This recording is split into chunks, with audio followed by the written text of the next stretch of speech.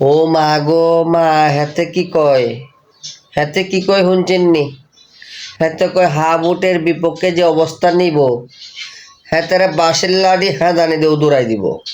হ্যাঁ, ভোটের বিপরীতে যারাই অবস্থান নিবে, ছাত্র জনতাকে বলবো বাঁশের লাঠি তৈরি করে এদের বিরুদ্ধে গণপ্রতিরোধ।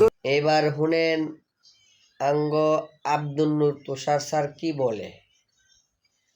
আব্দুল নূর তুষার স্যার বলতেছে যে হা ভোটের পক্ষে আমি, না ভোটের বিপক্ষে স্যার ভাই।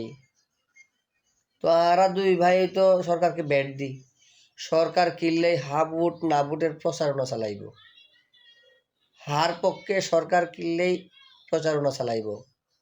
সরকারকে এই অধিকার কে দিছে? বলতেছে আব্দুল নূর তুষার স্যার। আমি না ভোট দিব, আমার পয়সা নাই সরকারের কাছে, আমি কর দেই নাই বা আপনি দেন নাই বা আপনি দেন নাই, আমি তো নায়ের পক্ষে। নায়ের পক্ষের লোকের টাকা হ্যাঁ পক্ষে খরচ করছেন কেন আপনি?